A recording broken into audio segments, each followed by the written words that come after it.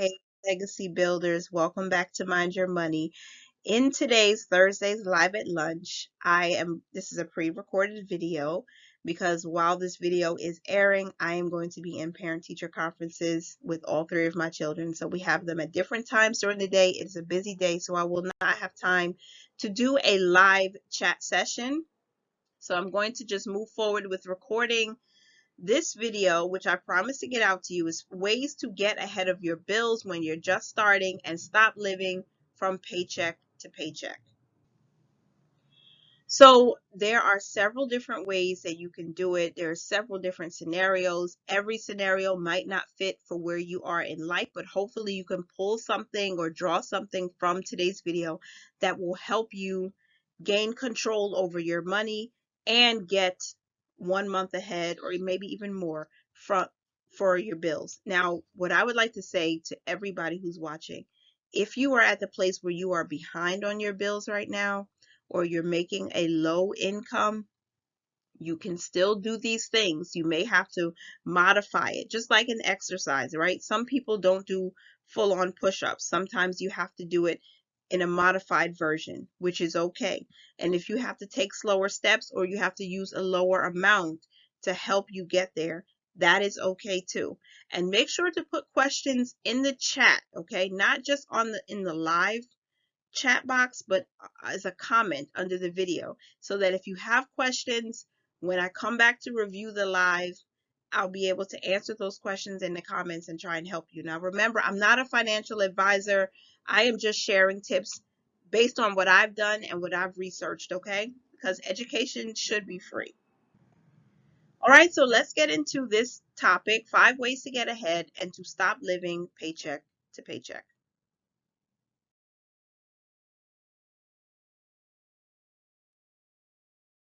So you've probably already guessed that we have to start a budget. You have to create a monthly budget. You've got to know where you are. And so if you already have a budget, then great. Is it a zero-based budget though? Because zero-based budgeting gives every single dollar a place to fit within your categories. So you pay for all your necessary bills, you set up some savings goals, which could include your investing, and then you also have whatever's left over you can use for your spending and you can use to help you get 1 month ahead. But in order to do that, you need to have a successful budget. And finding a successful budget may take some time, but start with a zero-based budget. Take all of the income that you earn for the month and start subtracting all of your necessary bills, which we'll talk about in the next slide. And then find out, what do I have left over to save money, to invest money, and to get ahead of my bills. When you're saving, you could, for your 1 month ahead, you could save in a separate checking account or a separate savings account. I personally prefer a savings account for my bills account or my 1 month ahead fund, so that way it earns a little bit more interest than, say, a checking. Now, there are multiple checking accounts through multiple institutions out there that are FDIC insured, but they don't give you the highest interest rate, and sometimes it's too tempting to take that money out. So I would suggest your 1 month ahead fund be a high yield savings account. Do whatever works for you. That's just a suggestion, okay? Now, use your leftover money to save for the following month's bills. That means after you've paid all your necessary bills, take whatever's left, even if it's $20, you guys. Small amounts still add up to big amounts. Put that aside and you can make it automatic. And don't forget, if you do have debts right now that you're paying on, with the higher interest rates hitting every single creditor, they're raising interest rates like crazy. Almost every week, it's like once or twice they're raising the rates. Pay down your high interest debt. Pay a little bit extra if you can, because honestly, paying down your debts is like a savings. You're freeing up money for your future, and that will help you get ahead even faster, okay? So creating a monthly budget is the first step. Now let's talk about what to do next.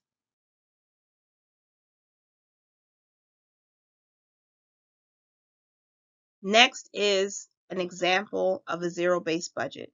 Assuming, let's call her Joanne. Joanne has a $3,000 a month budget, okay? And her necessary bills in this corner, in this section here, is rent or mortgage. Let's say that's $1,000. Utilities, which could include gas, water, trash, sewer, anything that you pay that you need to pay on a monthly basis or a quarterly basis. Let's just say for the month is $250, okay, for all the utilities. Then gas or transportation, $150. Any debts that you have, I put $500. Again, this is a mock budget, okay? And then groceries, $350. Assuming Joanne is a single person living on her own, that's how much it costs for her groceries, okay?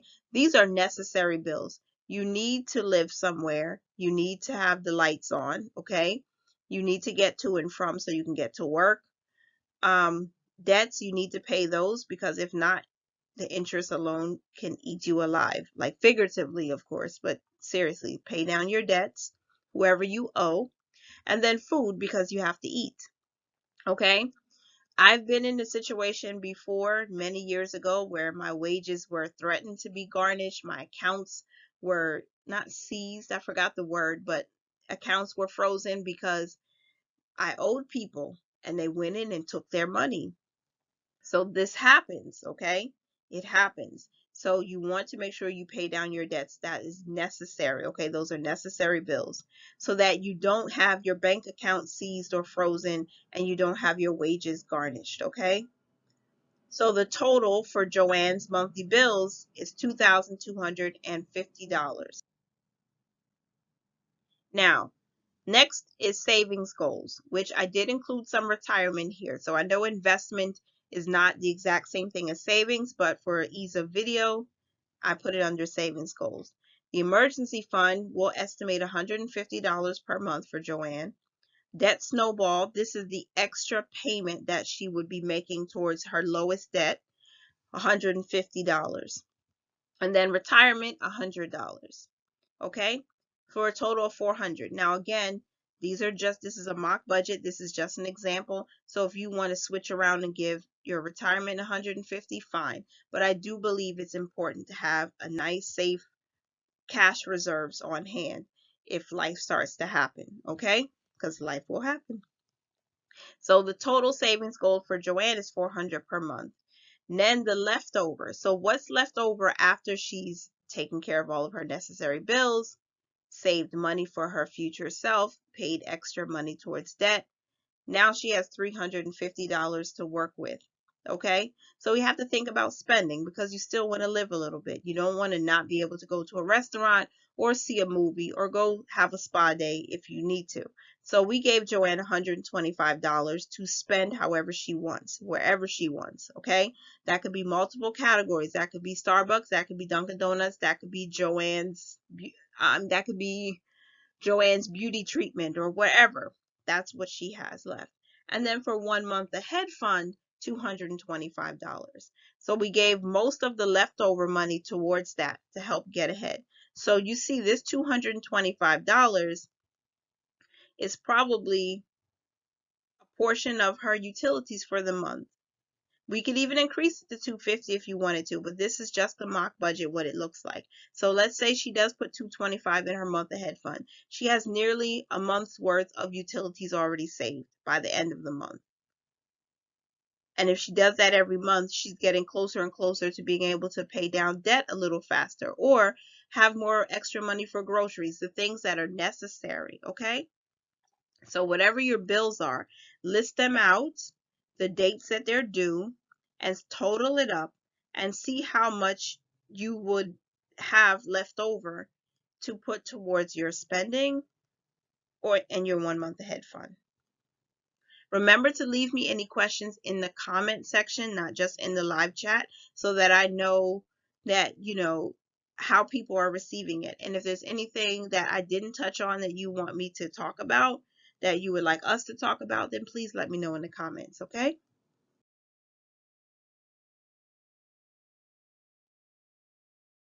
The next tip I have for you is to automate your savings. Now, when my husband and I started on this budgeting journey, on this journey towards financial freedom, it was September of 2019. So 21, 22, 3 years ago now, we started with $5 automatic transfer from our checking account to our savings account. That's the minimum. And you don't have to do 20 or 25 if you're not able to afford it right now because you're getting started. I'm keeping in mind that some people may be behind on bills already or are making a low income, or you just have no savings, so you have no cushion or buffer in your account to manage if one of your bills is higher than expected, or if you didn't get paid on time. So start with $5. Hey, start with $2 if you need to, but automate it. Set it up with your bank. You can go into the branch where you bank and you can ask a personal banker to set it up for you on their end, or you can use your mobile app. I suggest always having full control of your account. So have the app downloaded to your phone or installed on your phone, and same thing on your laptop computer. Make sure you have online access to your account so you can set up and transfer to happen every time you get paid. For us, we get paid weekly. We've always gotten paid weekly. So every Friday, $5 would move from the checking to the savings without me having to do anything. And that was how we got started. Even my husband was questioning me, like, why would you do that? That's nothing. But I said, we have to start somewhere. And honestly, $5 can add up to 50. It's going to take you a little bit longer, but the consistency of it, you'll see it build up, and then you'll be more encouraged. And after you get your budget strengthened, then you can go back to $20, $25 more, whatever you can afford each month. And remember what we talked about on the very first slide. We talked about having a monthly budget created to take care of your necessary bills, your savings goals, and then everything else that comes after your spending and getting 1 month ahead. Okay, these are things that you can do. You can also find ways to cut back. You will have to cancel something. You will need to cancel some subscription. You will need to negotiate with one of your the companies that you owe every week, maybe, or every month. Maybe you talk to your landlord to see if there's a way to negotiate your rent, or call your mortgage company and find out if there's any way to lower your monthly payments. Call your homeowner's insurance or your renter's insurance or your car insurance carrier and find out what discounts am I missing that you can apply for me to help lower those bills. Or call the people that you need to cancel certain subscriptions, certain apps that you pay for. If you're paying for something and it's not providing enough value that is increasing you, then consider canceling it, even for a short period of time, maybe 6 months, just so that you can have enough money to put towards the savings. And in this example, we're talking about building up that 1 month ahead fund.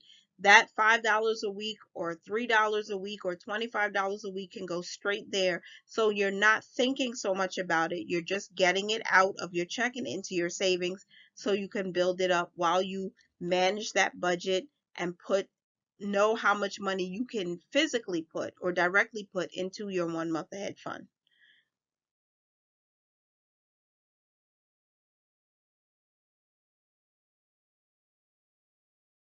Let's talk about banking your extra money, like banking your bonus. So every year, most people get a raise, right? Whether it's a cost of living raise, whether it's a performance raise, or just your employer being nice. Think about using your raise, that extra money between what you were getting and what you're now getting, and put that aside into your 1 month ahead fund. Now, this is just a suggestion. It can help you get 1 month ahead much faster. Now, this video is being recorded and scheduled in the month of November. So you have the next 60 days just about to create that budget, right? Make sure you're taking care of all your necessary bills, your savings goals, and then whatever is left over is going towards your 1 month ahead fund. So by the time you reach January and you get that raise, or maybe at the end of December, whenever it happens for you, take that raise, put it straight into the 1 month ahead fund, because you already have an established budget that you've been doing for 30, 45, 60 days that can help you.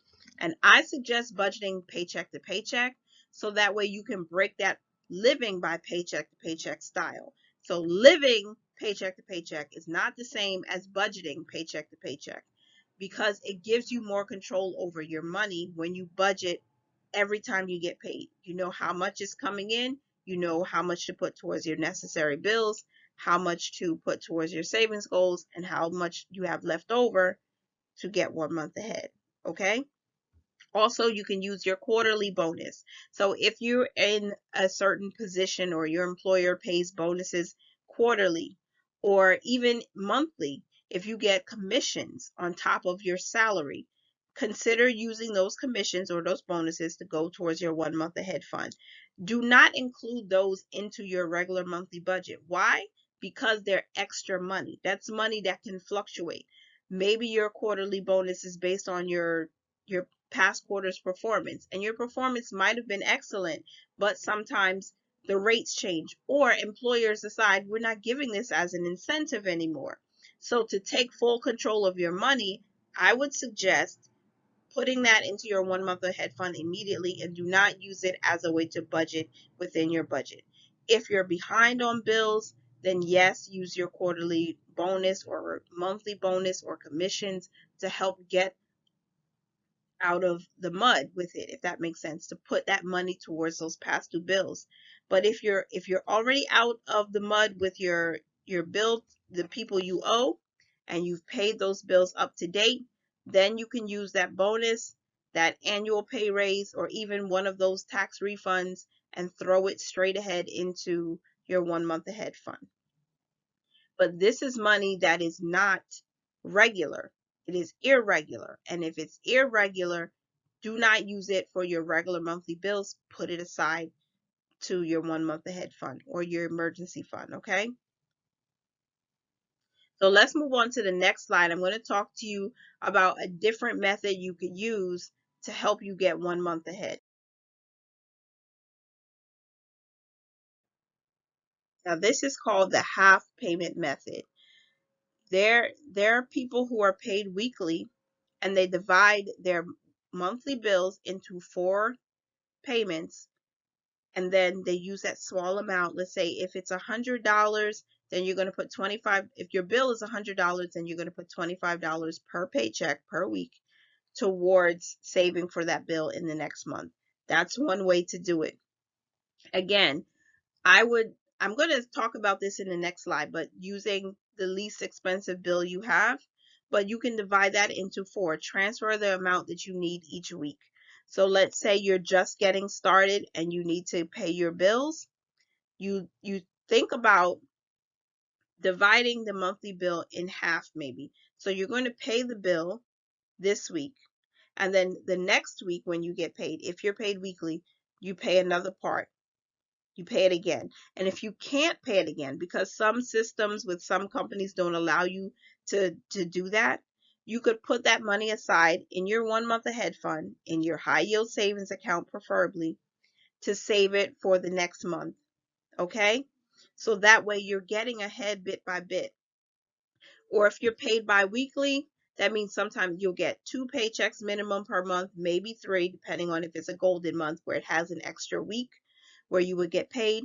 I would say you simply divide the amount by 2 and you save that. And if you're paid monthly, then of course you want to pay your bill twice in that month. So whatever your paycheck is for that month, divide the bill by 2 if you can. This is one way that has helped many different people get ahead. Instead of waiting for when the bill is due, pay it ahead of time or save it to pay it ahead of time, if that makes sense. If you don't, if it's not clear, please let me know in the comments.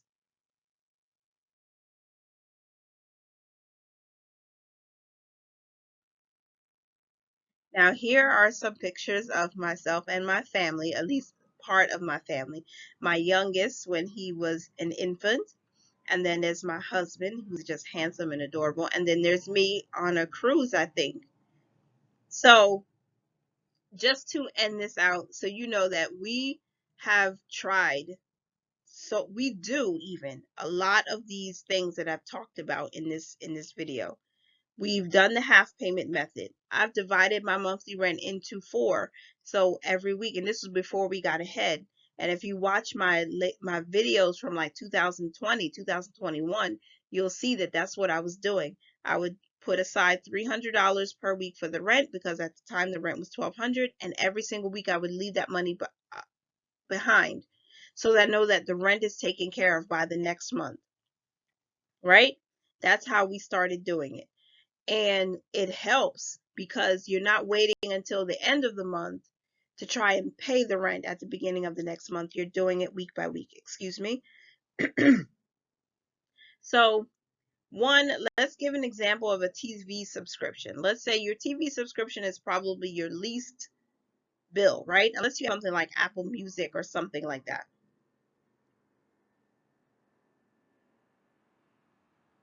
Plane is going overhead. So, all right, let's wait for the plane to pass. So, Netflix is about $17, depending on where you live, I guess, or what package you have.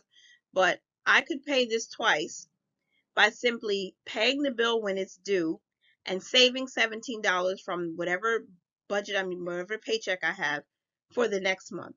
So automatically you're a month ahead on your Netflix because you already have the money saved. And then you can move that up each week or each pay period, however you get paid.